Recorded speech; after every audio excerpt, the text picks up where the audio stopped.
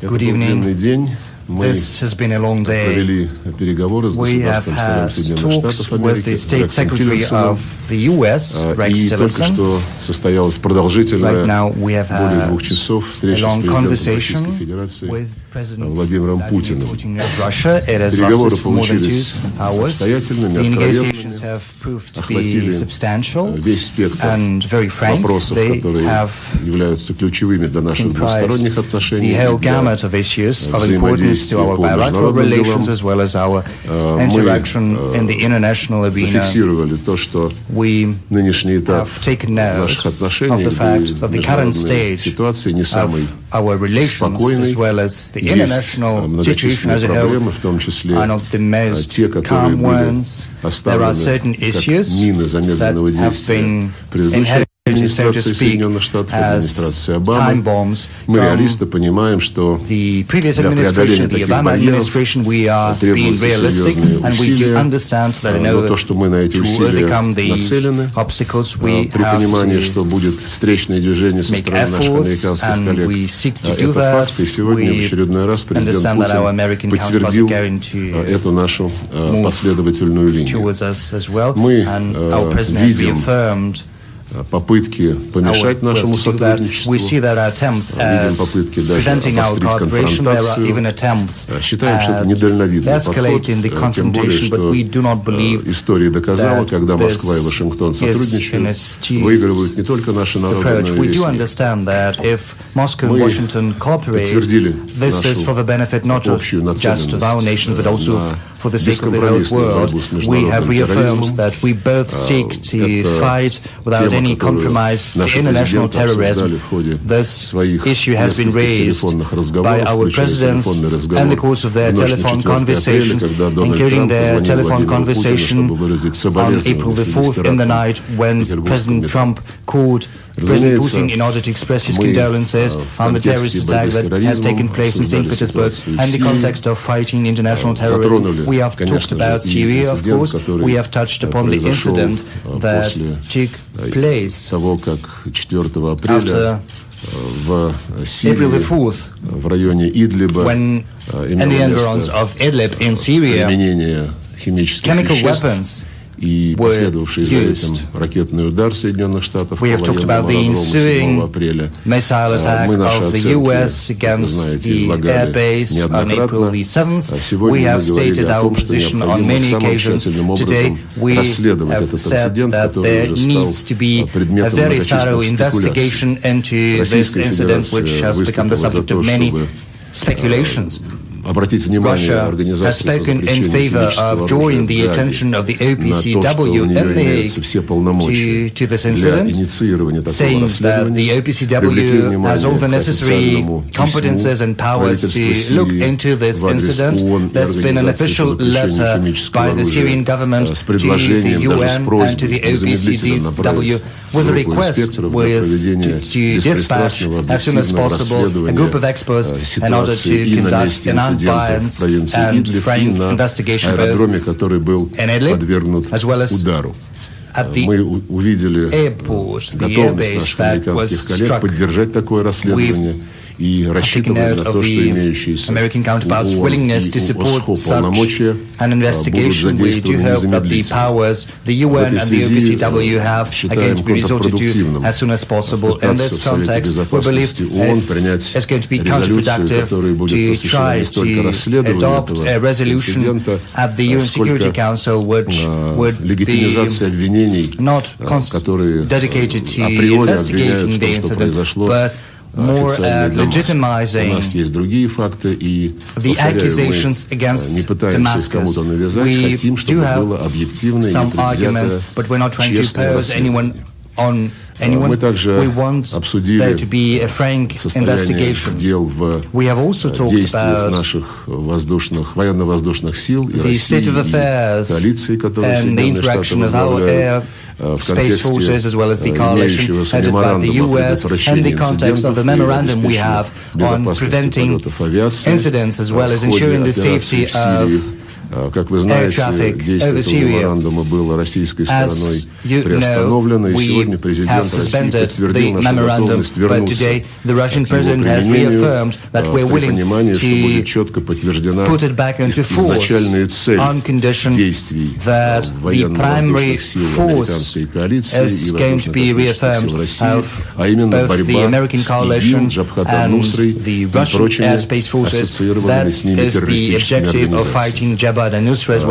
Исходит также из того, что публично заявленная линия и России, и Соединенных Штатов об отсутствии намерений вмешиваться во внутренние дела Сирии либо других государств остается в силе, и мы рассчитываем, что пример Ирака, Ливии и ряда других стран послужит хорошим предостережением от того, чтобы подобные попытки повторялись где-то еще, в том числе и в регионе Ближнего Востока и Северной Африки. Еще раз подчеркну, наша общая решимость добиться полного уничтожения, разгрома ИГИЛ и прочих террористов остается общей и остается в силе, и сегодня это подтвердилось во всей полноте. Помимо борьбы с терроризмом в Сирии и в регионе в целом, у нас есть общий интерес в достижении политического урегулирования сложнейшего сирийского кризиса. Political challenge, common challenge, that is to seek a political solution to the Syrian crisis. The US and Russia have been at the forefront over the recent years of international efforts at finding solutions, at rallying all the parties concerned, both parties to the Syrian conflict and external players, bringing them together at the negotiation table under the aegis of the US. Today, we agreed to continue to work bilaterally in order to facilitate this process, to push the multilateral process forward. We appreciate that apart from the Geneva process, which we are full-fledged members of, together with the American counterparts, we also have the Astana platform. At this platform, the American counterparts are represented as observers. Russia and the US have other opportunities to help the international community settle the conflicts in Libya, Yemen, and last but not least, к тому, чтобы все-таки сдвинуть с мертвой точки палестино-израильское урегулирование. Уверен, что продолжающиеся контакты по этим направлениям будут не бесполезны.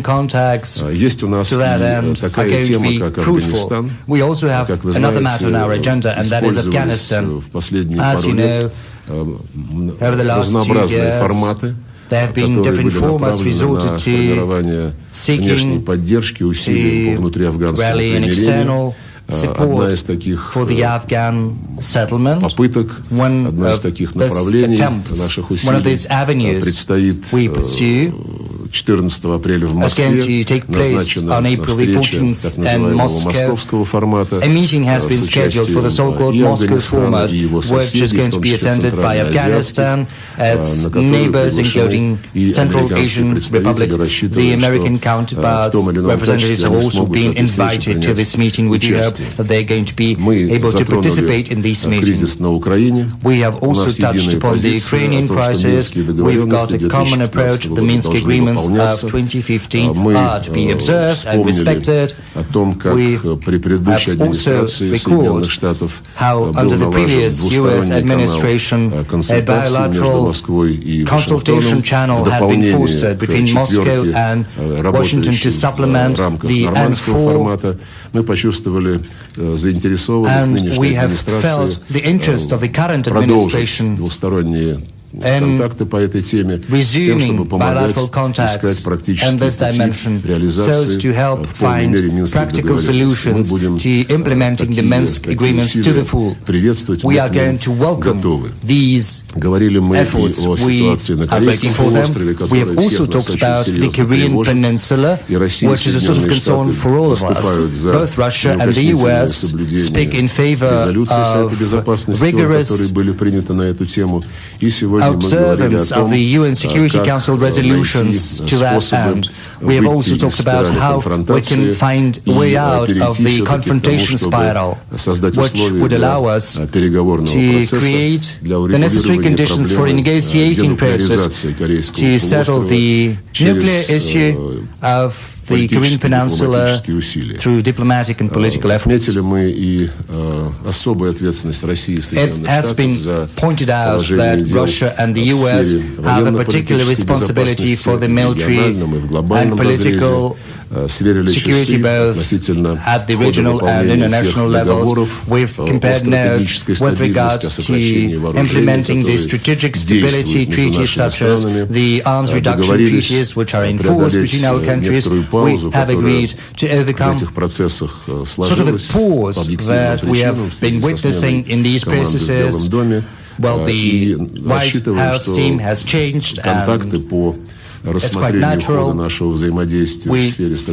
hope that our contacts on strategic stability and arms control are going to be resumed. They're going to be held in a business-like manner, pragmatically, with a view to observing rigorously the agreements we have reached.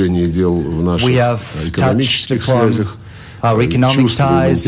We see that there is an interest among business circles on both sides to build up our cooperation, to buck the negative trend which we've been witnessing in trade and investment due to objective and subjective reasons. We, for one, have promised to support the business initiatives on both sides. We'd like these efforts to get the support of both the Russian government and the US administration. There is another agreement. We have agreed to designate special envoys both from the State Department of the US and the Russian Foreign Ministry. These envoys are going to have a pragmatic conversation about the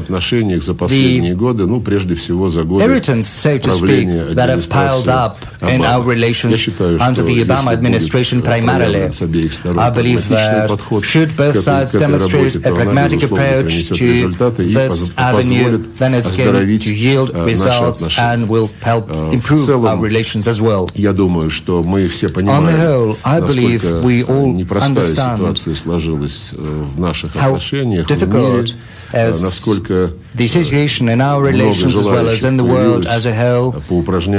There are many who would like to give a try at using the current communication technologies and cyberspace and the virtual reality. We know that there are people who abuse the opportunities presented by the modern technologies. They're trying to use these technologies to their advantage, to pursue their goals, which are far from decent. But luckily both in the US and in Russia there are enough people who will be able to separate right from wrong and who will be guided by the fundamental interests, not just short-term interests of both our peoples as well as the international community as a whole. In brief, this is my take-out from the negotiations that have taken place, despite all the issues, both objective and artificially created. We still have many prospects for cooperation. Russia is willing to cooperate with the US to be engaged in dialogue, not just dialogue, but also common approaches and common actions to pursue the interests of both countries. We will look forward to the US reciprocating our approach, and I do hope that the many hours that we've spent with Rex Tillerson together, as well as with the President of Russia, have not been spent in vain. We understand each other better after the talks today. We do hope that these contacts will be followed up by us, as well as by our staff and by other government agencies of both the Russian government and the US administration. Thank you.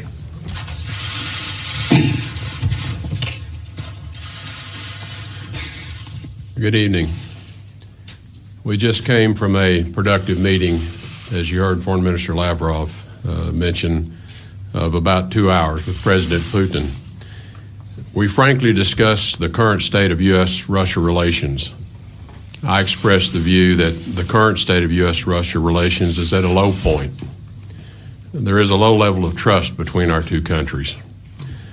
The world's two foremost nuclear powers cannot have this kind of relationship. We further discussed approaches to improving our channels of communication. We had a lengthy exchange of views regarding the situation in Syria and shared perspectives on possible ways forward. Earlier today, Foreign Minister Lavrov and I had a lengthy conversation about issues that require immediate attention and issues that require longer-term attention. We understand that improvement in the long-term relationship will be required if we are to make progress on issues where we have different views. We spoke extensively about Syria, and in some areas, we share a common view. Specifically, we both believe in a unified and stable Syria, and we agree we want to deny a safe haven for terrorists who want to attack both of our countries.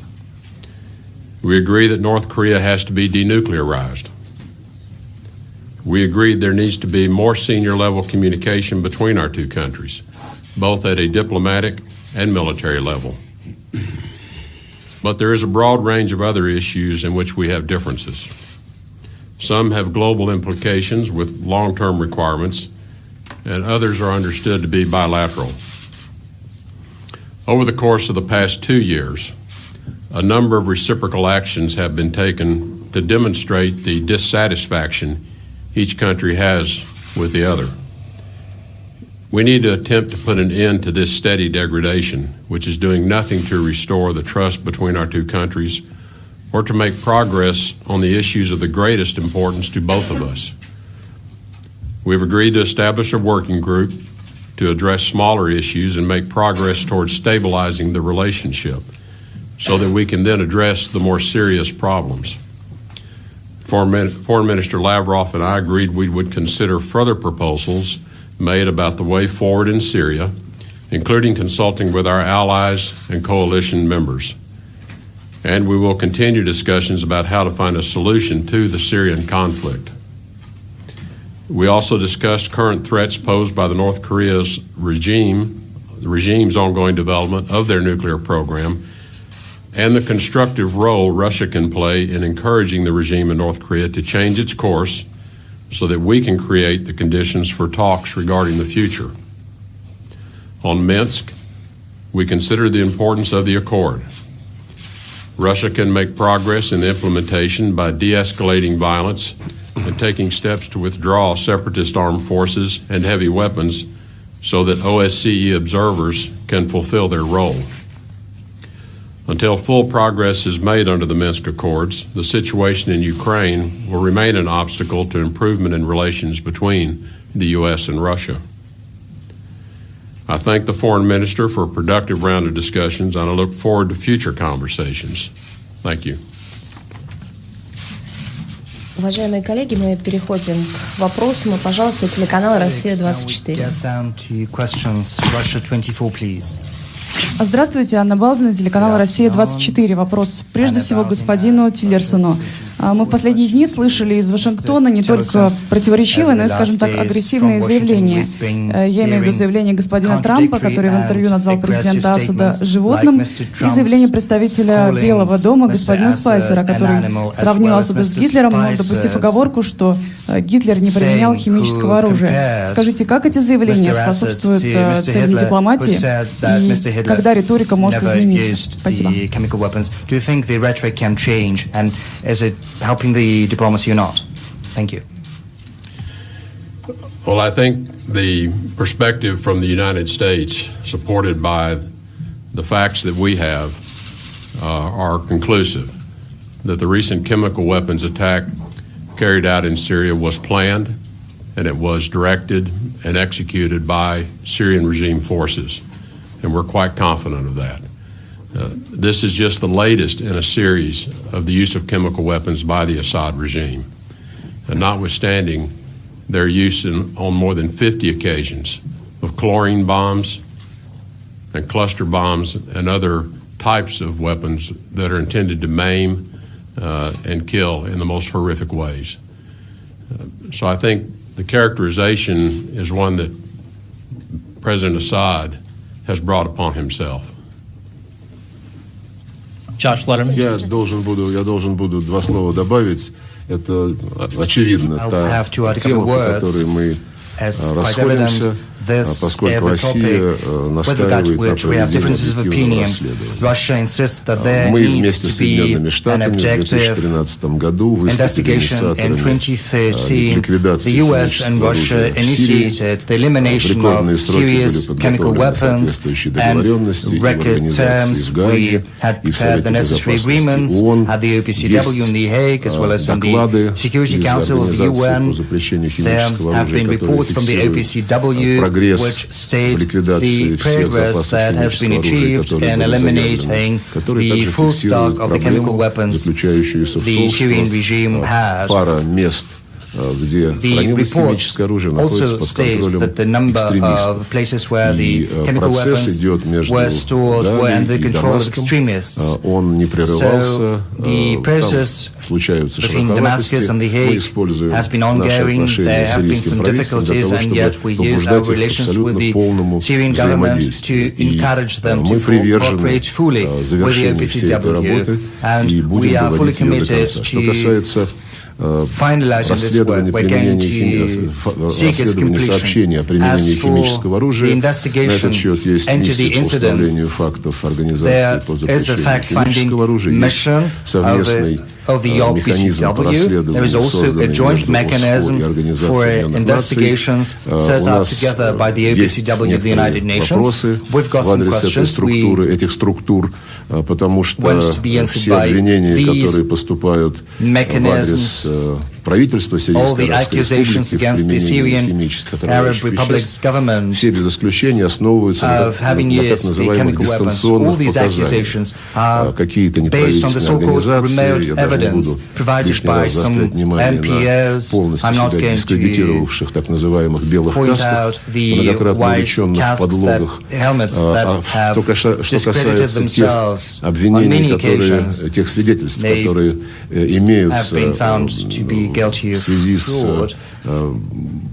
применением химических веществ на территории, которую контролирует оппозиция, то неоднократно и сирийское правительство, и российские военнослужащие, которые работают в Сирии, передавали вещественные доказательства, включая пробы, необходимые для того, чтобы их исследовать, передавали их в Организацию по запрещению химического оружия. То есть это были не какие-то дистанционные утверждения, а это были вещдоки. И вот изучение тех доказательств, которые в материальной форме представляются в Гаагу, как-то очень сильно затягивается. Еще раз хочу сказать, я никого не пытаюсь обвинять, я никого не пытаюсь выгораживать. Мы настаиваем на объективном расследовании того, что произошло. Nor are we trying to exonerate anyone. We just insist that there should be an investigation into what has happened and what happened on April the 4th. And just as it happened in the past, И многие участники этой конференции, как только накануне пошли сообщения о применении химических веществ в провинции Идлиб, стали громко и активно требовать, чтобы именно этой теме была посвящена вся конференция, которая, в общем, называлась «Для рассмотрения всего комплекса проблем сирийского урегулирования». Поэтому, учитывая тот ажиотаж, то колоссальное напряжение, которое создалось в медийном пространстве, в политической сфере мирового сообщества вокруг этого инцидента, мы убеждены в необходимости на трезвую голову провести беспристрастное, международное, независимое расследование этого инцидента, направив экспертов, интернациональную группу экспертов, объективных, профессиональных, на место, has to be dispatched to the place where chemical weapons were used, as well as to the airport where, as our American partners say, was used as the starting point from which took off the planes delivering the тем более, что и chemical weapons. We are not convinced that this was the case, по показанию тех людей, nor are we convinced by the TV images взлета этих самолетов и после нанесения удара по нему. Не было каких-либо признаков statements of people who were at the airport. There were no signs that would support the statement, the allegation that chemical agents were used there at all. I'm sorry for taking so long to comment, but I would like to underline that we are 100% sure that if our colleagues at the UN, as well as the Hague, try to avoid if our colleagues at the UN, as well as the Hague, try to avoid this investigation. This will signify that they are reluctant to find out the truth, but we will insist that the truth should be found. Thank you. Josh Letterman with the Associated Press. Thank you. Secretary Tillerson, I want to ask you about your conversations with President Putin about Syria. You've predicted Assad will leave power through a political transition. How will you compel, and how long will the United States wait for Russia to come around? And Foreign Minister Lavrov, if I may, your government and the United States government seem to be miles apart on the Syria issue, on Ukraine and other issues. Did you feel that you cleared up any of those issues you mentioned earlier today since you've had those discussions with Secretary Tillerson? We did discuss at length the future role for Assad, whether it be in a future political process or not. Clearly, our view is that the reign of the Assad family is coming to an end. And they have, again, brought this on themselves with their conduct of the war these past few years. We discussed our view that Russia, as their closest ally in the conflict, perhaps has the best means of helping Assad recognize this reality. We do think it's important that Assad's departure is done in an orderly way, so that certain interests and constituencies that he represents feel they have been represented at the negotiating table for a political solution. How that occurs, we leave that to the process going forward. We do not think one has to occur before the other can begin, and it will take a pace of its own. But the final outcome, in our view, does not provide for a role for Assad or for the Assad family in the future governance of Syria. We do not think the international community will accept that. We do not think the world will accept that. What about the war crimes charges? We discussed the issue that as time goes by and more evidence continues to be gathered, it is possible that the threshold necessary to charge individuals, including Bashar al-Assad, may be achieved. As you know, this is a very high legal hurdle in order to bring such charges against an individual. So I would not suggest to you that all of that evidence is in place, but I think the longer time goes by, it's possible that the case will be made, and there are certainly individuals who are working to make that case. Ну, с своей стороны, я хочу сказать, что не считаю, будто мы с Соединенными Штатами находимся на непреодолимом расстоянии друг от друга. At so great a distance that it cannot be bridged on many issues of the international agenda, both with regard to Syria and Ukraine. It's not impossible. In our introductory remarks with Rex Tillerson, we mentioned the agreements that are related not just to preserve and also to intensify the communication channels with regard to Syria and Ukraine. As for Syria and Bashar al-Assad, we have had sort of a historical background. Rex said that he's a new guy and he prefers not looking into history but to deal with the matters of today. But the thing is, the world is built in such a fashion that if we do not take lessons from the past, we will hardly be able to achieve success in the present. And I record certain situations when groups of countries, primarily Western countries, NATO countries, were sort of fixated on eliminating this or that dictator, an authoritarian or totalitarian leader, in order to oust Slobodan Milosevic, president of ex-Yugoslavia. NATO launched a war in 1999 in gross violation of the UN Charter as well as the Helsinki Final Act of the OSCE. The TV station was bombed, which incidentally is a military crime, however you interpret